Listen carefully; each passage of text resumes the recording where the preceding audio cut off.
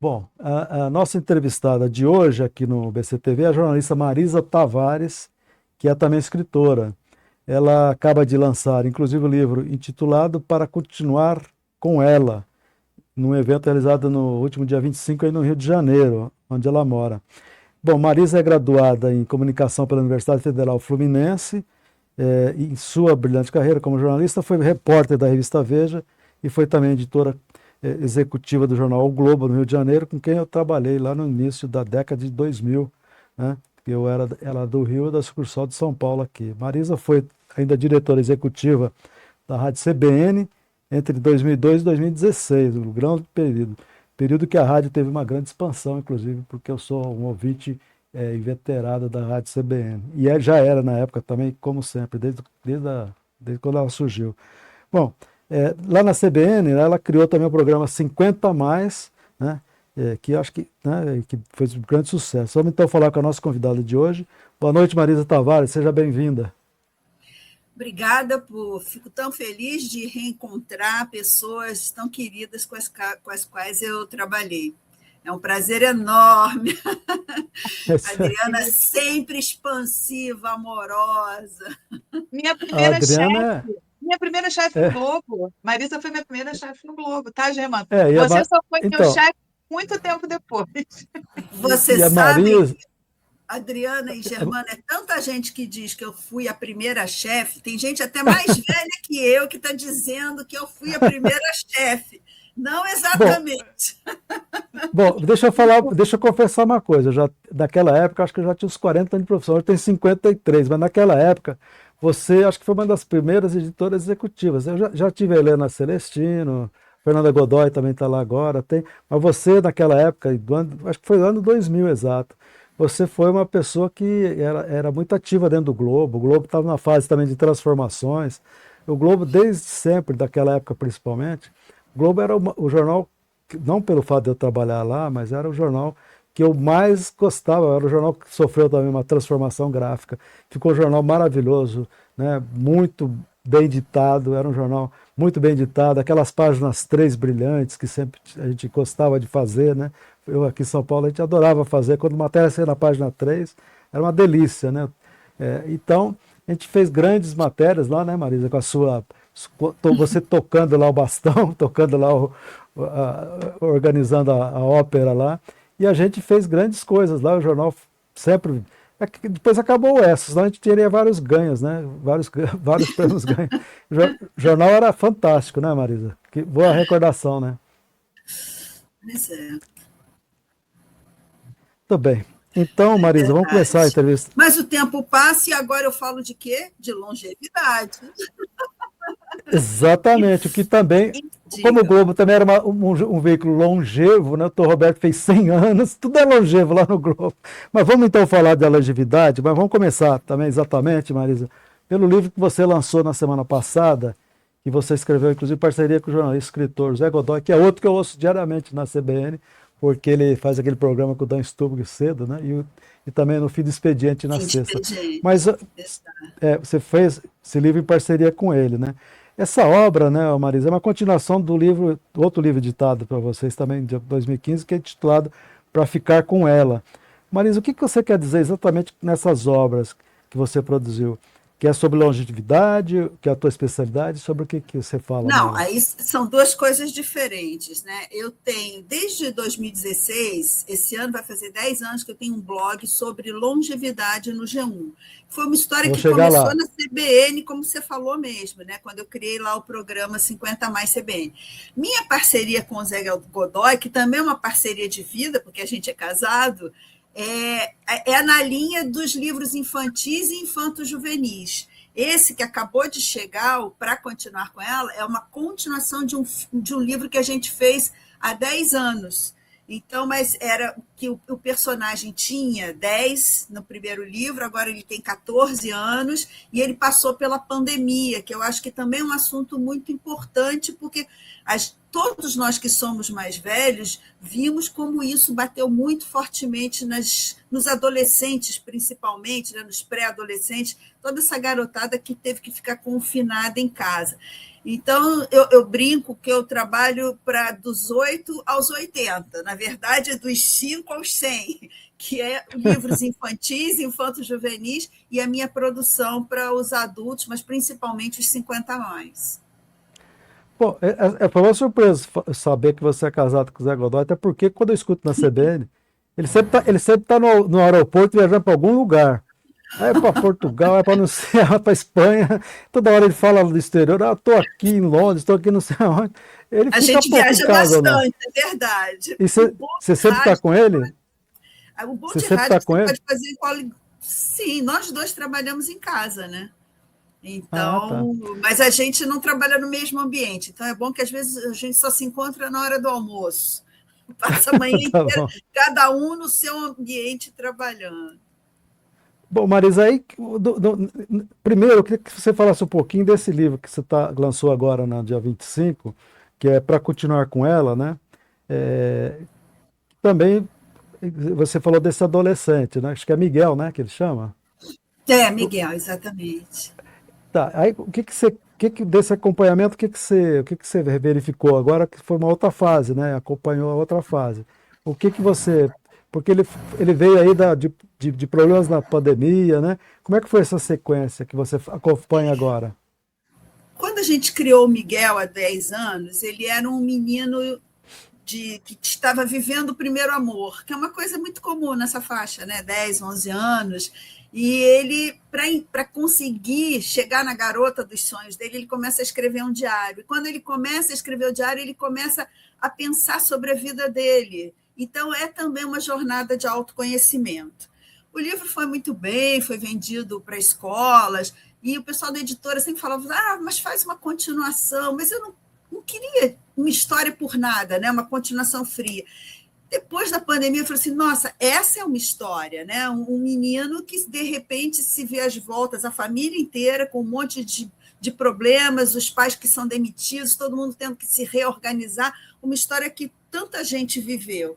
Aí o livro acabou sendo muito rápido escrever esse livro em parceria com o Zé. A gente cada um faz um capítulo, depois lê, devolve, briga, diz que não está bom, essas coisas, assim, quase uma DR de casal, mas no final dá certo. Uhum. E aí agora esse livro que eu espero que ajude também a se pensar esse período que foi tão dramático para todos, né? A gente normalmente relaciona a pandemia com um sofrimento muito grande para os idosos, e ele efetivamente aconteceu, mas eu acho que o tempo vai mostrar como esse impacto foi muito forte para os mais jovens, que não têm nem as mesmas ferramentas que os mais velhos têm, pela própria inexperiência. Então, aquilo bate muito fortemente. Eu tive muitas histórias próximas de adolescentes que realmente passaram maus bocados durante esse período. Marisa, eu ia exatamente tocar nesse ponto. Eu queria te perguntar, assim, o retorno que você teve, né? Eu imagino que você tenha conhecido e conversado com muitos adolescentes, né? Que hoje têm essas sequelas até adquiridas naquele momento terrível, né? Naquele momento de uma tragédia nacional na época da epidemia da Covid. Você lembra de histórias assim que assim, que te marcaram muito? Tem alguma que te marcou mais? Principalmente assim, todo mundo virando à noite, né? Porque as aulas eram online, o aproveitamento. Você imagina o aproveitamento escolar de uma aula online. Se fisicamente já é difícil manter a atenção da garotada, imagina o nível de dispersão. Muita gente, então, trocando o dia pela noite, a noite inteira em rede social. O próprio Miguel brinca no livro dizendo que ele ficava que nem um urso panda, né? Porque de não dormir, de querer saber o que os outros estavam fazendo. Histórias também de gente até que chegou a se ferir, sabe, num processo de autodestruição. Então, ela foi muito dura para todo mundo. Não é porque se é mais jovem que a gente sofre menos, né? Que eu acho que é uma coisa que a gente tende a achar que criança e adolescente, isso passa, vai superar. Não necessariamente. Eu acho que os números, todas essas questões de saúde mental, vêm mostrar como a situação é muito mais complicada. Por isso que nesse meu último livro de 60 a mais, eu quis começar escrevendo exatamente sobre saúde mental. Porque todo mundo, quando vai falar de saúde, né, dos 50 a mais, começa exercício, comer bem, dormir bem, tudo isso é super importante, mas se você não estiver bem mentalmente, você não vai conseguir nem dar o primeiro passo para tratar do seu corpo. E as pesquisas só mostram, né, que a situação, por exemplo, você está sozinho, o isolamento, não é você. Tudo bem você estar bem sozinho, mas o isolamento contínuo ele faz mal para o cérebro, inclusive. Então, isso já está cada vez mais assim discutido, não é mais uma discussão, está provado cientificamente. É uma certeza. Agora, Marisa, você é uma especialista em longevidade e envelhecimento, se é que pode falar envelhecimento, é politicamente correto falar envelhecimento? Primeiro dia que eu sou aprendiz de velhice. Porque envelhecer é complexo, e envelhecimento está corretíssimo você falar, e eu acho que o mais importante é quando a gente pensa em envelhecimento, vai dos 60, né, que no Brasil, aos 60 você é idoso, dos 60 aos 100. Dos 60 aos 100 é uma multiplicidade de velhices enorme. Então, não adianta querer botar todo mundo na mesma gaveta, porque não dá certo. Né? Tem os que chegam aos 60, aos 70, 80, lépidos e fagueiros, gente que está correndo até maratona, gente que chega completamente estropiada. Então, também é um equívoco e é muito míope a gente achar que a velhice é uma só. Ela é muitas e, inclusive, depende muito do CEP onde você vive, né? É verdade. Não, e a gente vai falar mais sobre isso, mas na verdade, assim, vou continuar aqui a minha pergunta. Todos os livros, né, acabam abordando também incertezas, como lidar com perdas, né? Você tem como falar um pouquinho, você acha que para os adolescentes, né, lidar com a perda, você fala sobre isso no livro? Falo na Como questão lidar do com Miguel. isso? No Miguel, inclusive, falo, no primeiro livro a gente já falava, porque ele tinha perdido o avô, que era de quem ele gostava muito, e ele coloca no diário essa dor, dessa perda, né, que era um grande amigo. E depois no outro também, quer dizer, ele relaciona pessoas próximas que morreram. E quando a gente fala de perda, o luto ele é muito amplo, né? O luto é qualquer coisa que te tira de uma situação que você não tem mais acesso. Então, você tem luto quando você também sai da infância para a adolescência, porque você não é mais a criança, você não encontra mais aquele mundo e aquelas referências. Você tem lutos ao perder o trabalho, ao perder um animal de estimação, que hoje em dia está sendo cada vez mais estudado pela dor que causa, né, numa pessoa, chega a ser incapacitante. Então, eu acho que assim, a vida, essa construção, que é quando a gente fala de longevidade, né, desde a vida intrauterina até o fim da nossa existência, ela é um processo contínuo de aprendizado, realmente, e a perda também faz parte desse aprendizado. Eu acho que isso a gente colocou com bastante delicadeza nos dois livros. Nesse também você tem até referências a adolescentes, né, já são adolescentes, porque os meninos amigos deles têm 13, 14 anos, gente que está também se machucando, gente que sofreu com depressão. Então, são coisas assim que não estão... que estão no dia a dia, né? E é melhor que sejam assuntos discutidos, que possam ser lidos e que você possa elaborar, do que você ficar trocando, pedindo conselho para a rede social, para um bot, né? Para a inteligência artificial dizer o que você tem que fazer. Isso é que é mais complicado, né? Que é para onde a gente está indo muito rapidamente. É verdade. Certo. Para quem chegou agora, nós estamos falando com a jornalista e escritora Marisa Tavares, que está direto do Rio, onde também está a nossa querida Adriana Black. Marisa, você, nas suas obras, você, você tem um estilo próprio teu aí, são narrativas mais sensíveis e até intimistas, né? É, e você fala que em algum lugar eu li que você faz um relato também em diários, né? Não sei quando você era jovem, você também tinha o diário que você fazia ali o acompanhamento do dia a dia. Você também tinha, porque eu acho que o Miguel tinha também, né? Fazia também um diário. Você também tinha isso quando era mais jovem? Eu tinha diário. Eu acho que naquela época, olha, mas é muito antigamente, hein, Germano? Porque Ah, nós sim, dois, estou é. dizendo, a gente é bem vintage, tá? Ah, hoje tem Eu tinha. computador que você faz o relato lá. Hoje em dia, acho que nem você.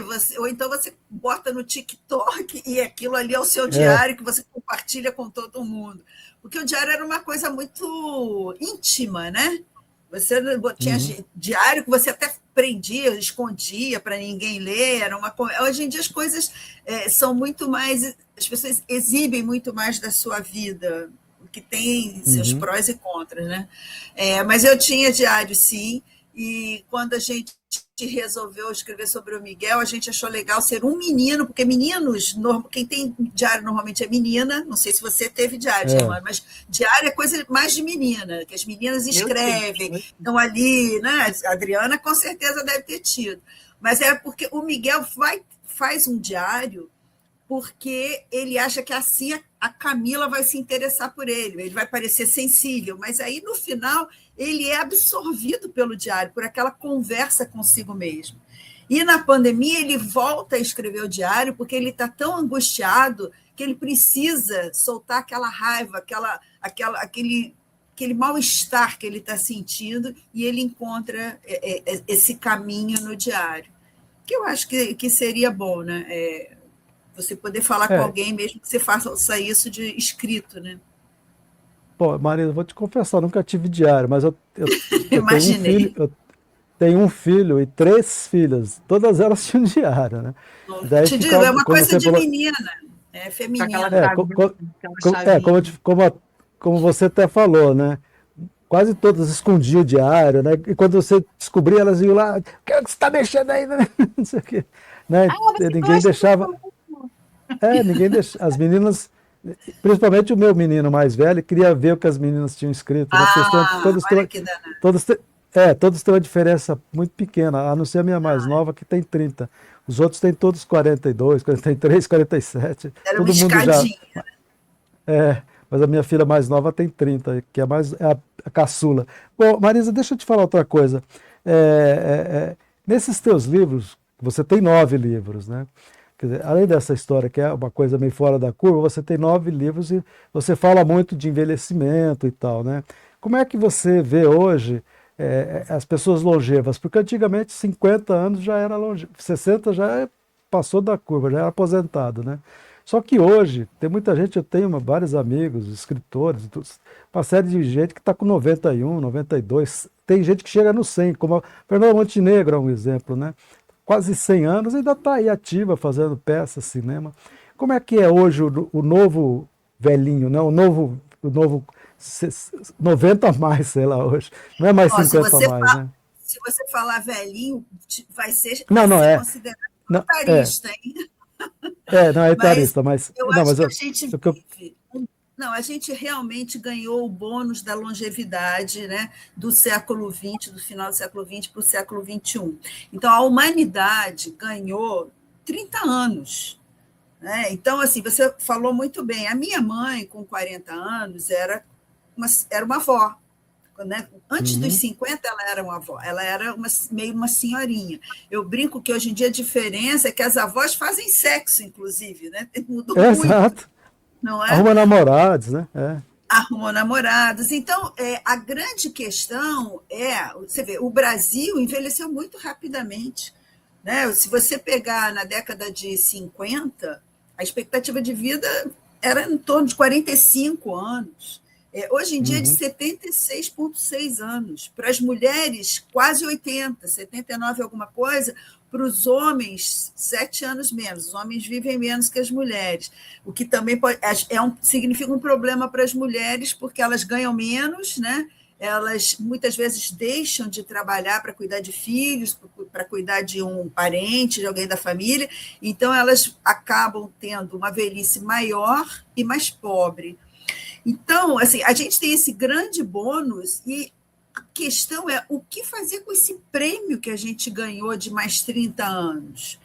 Porque se a gente. Aí é que entra a grande questão da longevidade, né? Ela é uma construção. Então, se você realmente. Não é só você não se cuidar, mas se você está submetido, vamos. Assim, a pessoa que está no corre-corre do dia a dia, 2 horas de condução para ir para o trabalho, 2 horas para voltar, se alimentando mal, sem poder fazer exercício, porque também está naquela correria, ela vai chegar aos 60, provavelmente com várias doenças crônicas, né? Talvez o diabetes não diagnosticado, hipertensão.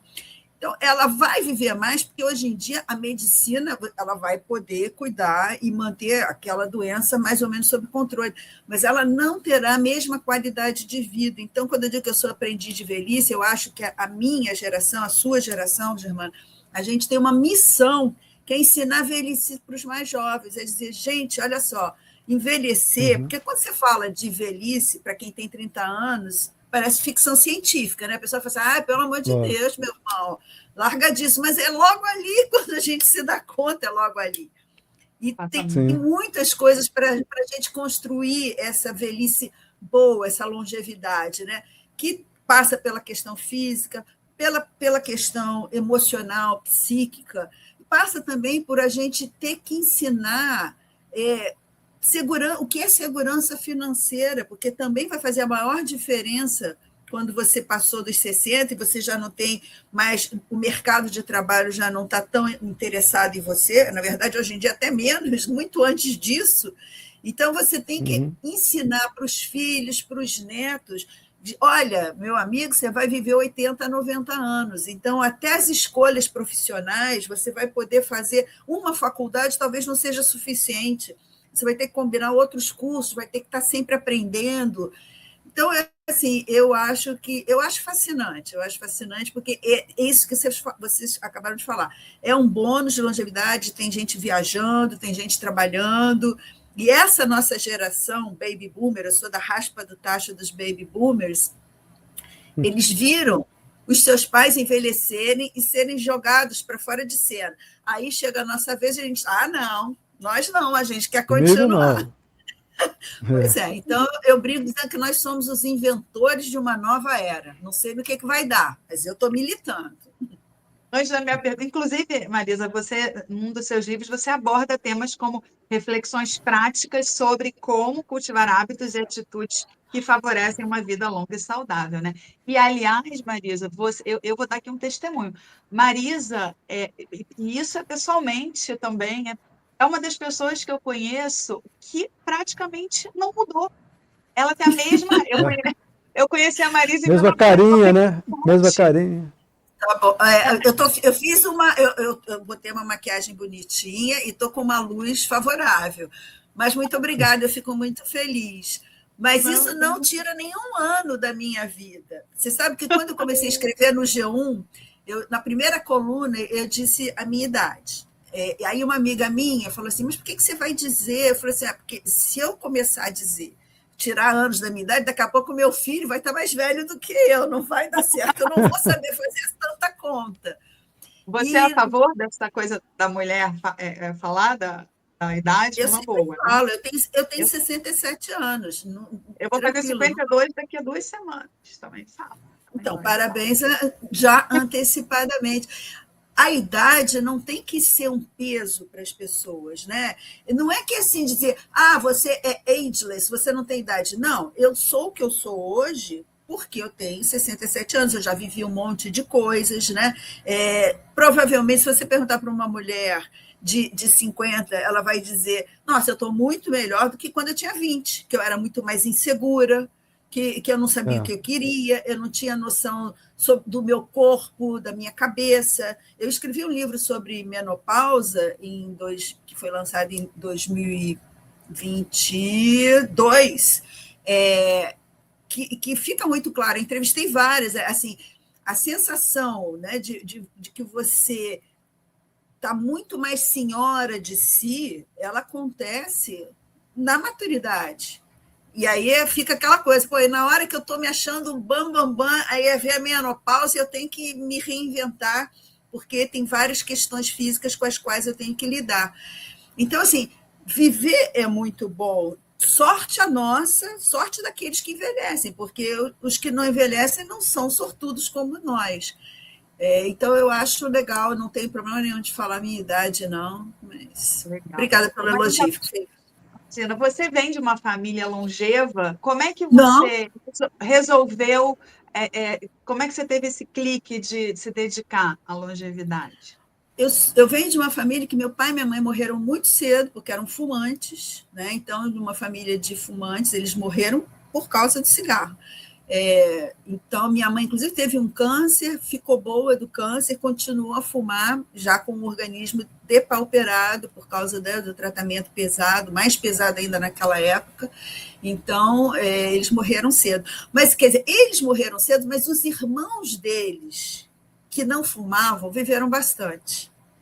Então, a irmã mais velha da minha mãe morreu com 92 anos. Então, talvez agora que você está me falando, agora estou pensando, talvez eu seja de uma família mais longeva. Mas, assim, hoje em dia, cada vez mais, assim, o peso da genética está suplantado pelo estilo de vida que você leva, né? Então, eu sempre digo, olha, e não é assim, as pessoas envelhecem e falam assim, já estou muito velho para fazer exercício. Não, ninguém está nunca velho demais para fazer exercício. O ideal é começar o quanto antes, mas ninguém está nunca velho demais para, né, começar. Para andar, no livro da vida depois dos 60, eu falo assim, começa pequeno, não vai começar com 10 mil passos por dia, que você vai ter que ir para o fisioterapeuta no dia seguinte, a esses 10 mil passos. Uhum. Mas anda 2 quarteirões, depois anda 3, sobe um lance de escada. Os especialistas da área já cunharam até uma expressão, que é todo minuto conta, tarefas domésticas contam. Então, assim, o importante é você não ficar sentado no sofá vendo televisão, por mais gostoso que seja fazer, né, maratona de série. Mas tem que andar, tem que se mexer. Agora, Dormir. Marisa, o seu trabalho. Oi, perdão. Não, desculpa, vai em frente, vai em frente. Não, só queria falar dessas coisas assim que são importantes e que as pessoas não se dão conta. Por exemplo, dormir é fundamental. Eu bato sempre na mesma tecla. Eu digo, gente, toda noite a gente tem a oportunidade de ir para um spa de beleza, né? Porque o nosso cérebro, ele precisa descansar. De noite, ele sofre uma espécie de, como se ele fosse encolhido, e ele não é um sistema linfático, mas é um sistema linfático que absorve impurezas do cérebro e como se drenasse aquele cérebro. Então, porque o nosso cérebro também produz detritos, né, como o resto do nosso corpo. Se a gente fica e isso não acontece na vigília, essa limpeza do cérebro só dormindo, sono profundo. Então, imagina você dizer assim, não vou, basta dormir, 4 horas me basta. Não, também já está provado que é importante dormir. Também é um mito dizer que você mais velho precisa de menos horas de sono. Você passa a ter mais dificuldade, às vezes, para dormir, porque toma remédio, né? Porque acorda de noite para ir ao banheiro, mas dormir é fundamental. Então, eu sempre digo, coma bem, o que não... prefira o que cabe, o que dá na geladeira, e não o que fica na despensa. Sempre é a regra básica. Né? Joga fora o enlatado, joga fora o salgadinho. Aquilo que você tem que botar na geladeira e consumir fresco é o teu maior amigo. É claro que a gente fala assim, mas e eu que estou ali, entendeu? Que não tem tempo de cozinhar. A vida é muito complicada. Isso devia ser parte de políticas públicas de saúde. Né? Boa alimentação, áreas de exercício, áreas verdes, tudo isso. Então, eu convido sempre todo mundo para militar pelos idosos, porque o movimento negro se uniu e teve conquistas, o feminismo fez com que as mulheres também se mobilizassem. Não tem o movimento dos velhos. Gente, vamos abrir aqui, ó, vamos iniciar agora, tem que ter um movimento dos velhos, porque é onde todos esses negros, homossexuais, mulheres, todos nós vamos nos encontrar na velhice, né? Mas verdade. ninguém zela pela velhice. É verdade. Agora, Marisa, o seu trabalho ele é muito dedicado à saúde da mulher, inclusive à menopausa, como você disse, né? Em um dos seus livros, você fala sobre o momento em que a mulher tem que fazer escolhas certas, né? A gente já falou um pouco aí, você já deu um pouco aí da receita do bolo, mas é um pouco isso, é bem isso, né? A mulher chega um momento que ela vai decidir como vai ser o futuro dela, né? Ou ela muda drasticamente ou ela vai seguir, né, ladeira abaixo. Porque, na verdade, serve para os homens também, né? Que é a questão da meia-idade. É assim, é o momento, os americanos usam até uma expressão que eles inventam umas palavras boas que se chamam de life quake, que é uma espécie do terremoto da vida, né? De repente você pode perder o emprego, você entra na menopausa, o seu casamento acaba. Então, é o que eu chamo o momento da freada de arrumação. Eu estou me tratando bem, né? As mulheres normalmente botam, como usa a imagem do equilibrista, com um monte de pratinho ao mesmo tempo. Só não tem o pratinho dela, né? Porque ela está cuidando de filho, de marido. Hoje em dia, a gente tem uma geração chamada geração sanduíche, que são pessoas na meia-idade, 50, às vezes até 60 anos, que estão cuidando de pais super idosos. Isso é também uma fonte de angústia, né? Você precisa doar seu tempo, o cuidado normalmente cabe à mulher, é a mulher que vai, embora muitos homens cuidem, são cuidadores, mas o cuidador familiar, normalmente, ele é uma mulher, que vai somar a todas as atividades que ela tem, também aquele papel de cuidado. E é claro que isso drena energia, né? Consome muito uma pessoa. Então, essas são as opções. Eu estou me cuidando, porque eu uso sempre uma frase assim, quem cuida do cuidador? Né? Porque o cuidador é aquele que precisa estar o tempo todo a postos, alerta, e se ele não conseguir dar um respiro, ele adoece. Então, assim, também é mais uma questão para se pensar. No começo do programa... Já está quase acabando o nosso papo e a gente só tocou na pontinha do iceberg. Não, então, olha, mas no começo do programa você começou a falar do seu blog no G1 e tal, que eu acompanho às vezes, sim. E esse blog você começou em 2016, né? Você começou a falar e eu até falei, vamos ver mais tarde e tal. Esse blog que você coloca lá no portal G1, ele ainda existe, ele é dedicado a quê? A reflexões, a envelhecimento, a vida saudável. O que você fala nesse blog do G1? Tudo que você possa imaginar. Longevidade é um guarda-chuva muito amplo. Então, eu falo de saúde, falo de dinheiro, de sexo, de relacionamentos. Então, assim, tudo que você pode servir como uma ferramenta para você viver mais, você viver melhor esses anos todos que nos restam. Porque a grande questão é, se a gente ganhou esse bônus, vamos tentar viver da melhor maneira possível, né? Esse prêmio que a gente ganhou. E não é porque você até tem alguma doença crônica, algum problema, se você conseguir manter isso sob controle, você vai poder viajar, vai poder namorar. Eu acho que as pessoas têm que saber que tudo isso é possível, e inclusive fazer entrar também na grande turma, que é o seguinte, você lutar contra o preconceito contra os mais velhos, né? Que é o etarismo ou o idadismo. A ONU tem um estudo mostrando que 1 em cada 2 pessoas do planeta é etarista, acha que velho não serve mais para nada, etc. e tal. É o tipo da coisa que a gente não pode deixar barato. A gente tem que denunciar, a gente tem que botar o dedo na ferida, porque isso também é uma coisa, é um legado que a gente deixa para as gerações que virão depois de nós. Então... Já para a gente estar encerrando, daqui a pouco estamos encerrando, Marisa Tavares, uma coisa que eu queria saber de você é o seguinte, a gente teve até um exemplo aí no Globo do Roberto Marinho, né? Morreu com 100 anos, né? Acho que não chegou a 100, mas tinha mais de 90. Chegou quase. Chegou a 100, 99, ele ia fazer, acho que ele morreu em julho, ia fazer 100 em agosto, sei lá, foi uma coisa de pouquíssimos meses, algum mês. Mas assim, quer dizer, Ele viveu, sei lá, até, pelo menos até os 90 ele viveu ativo, a gente participava lá com ele, né? Ele conversava, fazia editoriais. Até os 80 e pouco ele pulava cavalo lá aqui na Hípica de São Paulo. Quando ele pulava lá, a gente mandava fotógrafo fazer lá, porque ele adorava cavalo, né? E as provas né, de salto dos cavalos ele fez a vida inteira. Quer dizer, com 90 anos ele saltava com o cavalo. Quer dizer, então, isso é uma coisa que eu me recordo. Mas tem muitas pessoas assim. Quer dizer, minha mãe está com 94, vai fazer. Não, 93 agora, faz em maio. Então você vê que hoje está tudo assim, 90, 100, vai. Você acha que mesmo nessa idade dá para viver uma vida com qualidade de vida? Ou já é naquele ponto que você fica numa cadeira de rodas, você fica sem mobilidade? Ou dá para ter qualidade de vida?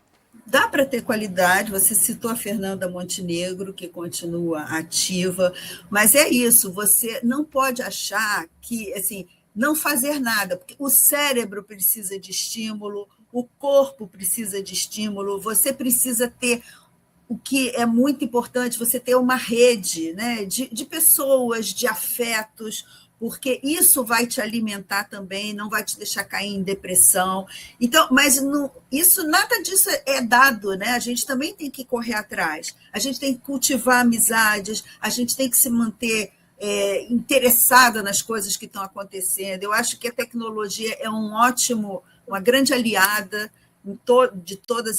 Não é só para ficar lendo zapzinho, conspiração por zap, mas quanto que se você pode aprender, né, na internet. Então, são coisas assim. Stanford, que tem um centro de longevidade muito bacana, sempre diz: a gente tem que estar apto fisicamente, a gente tem que estar afiado mentalmente, a gente tem que se sentir seguro financeiramente. E amigos, gente, relacionamentos faz toda a diferença. Bom, então a gente vai se despedir agora da Marisa Tavares, né, Adriana? Você também pode se despedir dela. E a gente volta qualquer outra oportunidade. Quando tiver outro livro, a gente chama você aqui. Então, vai ter outro Marisa. No meio do ano. Vou bater na porta aí. Tá bom. Boa noite, então, Marisa. Obrigada por você.